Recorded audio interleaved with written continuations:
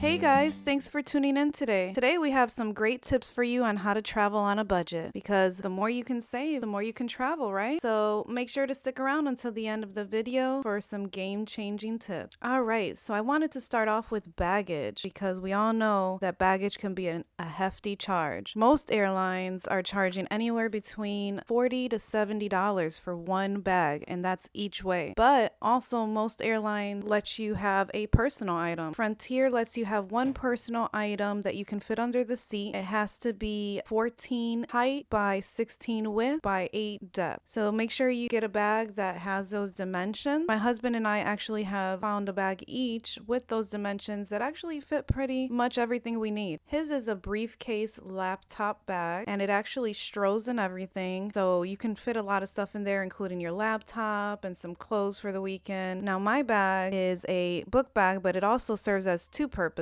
It's a book bag and a cooler. So I'm actually able to fit in a lot of stuff in there as well. You gotta use the rolling method, of course, to get all the clothes you can in the bag. But then once we get to our destination, I can unload all my clothes into like a tote bag. Sometimes I'll bring a tote bag with me and we can load it up as a cooler for the park or if we're going to the beach. So it's pretty cool. I'm able to save money that way, not eating out and just packing up my cooler and making our lunch for the day or just keeping things cool drinks or snacks or anything that we need. So that's a perk there. Another thing we do is make sure when we're going to the airport, I know you'd like to be comfortable at the airport, but it's the smartest thing to do to wear the biggest clothes you have. So if you have like a pair of jeans that are a little bulky, decide to wear those jeans to the airport and can fit more stuff in your bag, and then you have those jeans to wear on another day and so forth. So usually we try to take only 2 to 3 pair of pants, more shirts of course, and the littler things that we need in the bag. Now another tip is there's some great websites you could go to for parking if you're going to be leaving your vehicle in a parking lot. I go to way.com, that's way.com, or cheapairportparking.com, and sometimes you wouldn't even know it, but hotels in your area and everything would offer parking if they're close to the airport,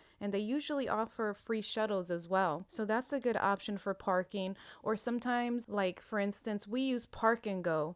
They have a rewards program. So every time we park there, we get some points. And last time I was able to park for free for 3 days. So that's a good option as well. Check your parking lots and see if they have any rewards programs. If not, go to those websites and definitely be able to find something good for you. Or if you have a friend or family member that's willing to just drop you off and pick you up, that's always a great option, and that saves as well. Another thing that we do is we always pack a bag with food and bring our own water bottle, make at least a few sandwiches, and then we put some snacks in there like some nut mix or granola bars or something like that that's small, but it's still a good snack because Frontier does not count like a bag of food as a personal item. So that's another thing you can do is take the bag with you, either a Walmart bag or a little tote bag, and just show them that it's food and they let you pass through. Sometimes what we also do is take some oatmeal packages, some instant oatmeal. Usually the hotels have a microwave, and there we go. We have an easy and healthy breakfast in the morning. And as far as the water bottle, you can take a reusable water bottle. I choose to empty out a water bottle, a plastic one, so that way it takes up less room. And then at the airport, they usually have the water fountains. There you go. You have some water that you can drink while you're eating your snacks at the airport and waiting, because y'all know once you're passing all that food courts and all the restaurants that they have in the airport, it gets you hungry. So that definitely comes in handy.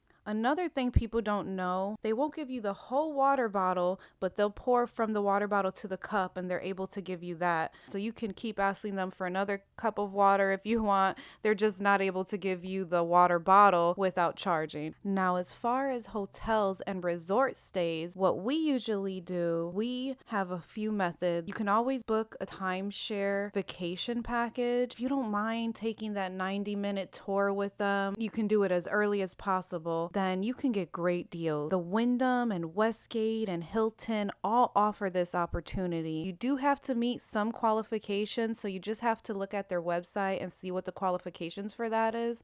But for instance, for the Wyndham, you could get a 3-night stay for $199, have all their resort amenities. So this is great for families especially. Another thing is make sure you're booking on like a Tuesday or Wednesday. I've noticed that the prices for these hotels are cheaper those days. So I go to like Priceline or even Google and map it out. Sometimes they know that you're searching for that. So go into like private page and search it there to see if they have a better option for you. Put in your email address, because if they see that you're searching for that, they will send you deals, especially like Priceline. They have some really good deals. I love booking through Priceline, especially if I'm going to rent a car, because they have bundle deals that you can rent a hotel and rent a car for one price, and it's usually a discounted price. So that they have some really good deals to check out there. Also, they have what's called a express deals, and what they do is they charge a price per night, but you can't pick the hotel. It's 3 different hotels. They do show you the 3 hotels that it may be, and then once you book it, it lets you know which hotel that they chose for you. Those deals are pretty cool because it's way cheaper usually, and then it's a surprise of what hotel you have. Another thing to save money is I always try to look for a hotel that has continental breakfast at least. They have the waffles there for continental. Fill up your water bottle that you have from the airport with some juice and keep it in the little refrigerator in the hotel. So that usually is a tip to have as well. And usually like the Wyndham brands that they have, like Home Suite, Super 8, things like that usually have the continental breakfast. Even Days Inn has it. Now, when you're already at your location for vacation, another thing you can do is download restaurant apps. So these restaurant apps give you free meals for downloading them. You can download the Chick-fil-A app, the McDonald's app, the Panda Express app, Steak and Shake, and they all give you something for free for downloading. Then once you get that something for free from these restaurants, they give you a receipt, and on that receipt it shows you a survey. If you call and take that survey, you can get a free meal right there. I know Panda Express gives you a free small entree, and so does McDonald's as well as Chick-fil-A, so you can use that as an option as well. Well, there you have it, guys. Those are the tips that I have here for you today. So now you know how to pack, you know where to park, you know to make sure you bring that food and water bottle. You also know where to book a hotel, when to book a hotel. Make sure you try to get that continental breakfast and download those restaurant apps. Thank you for tuning in, and I'll see you in the next video.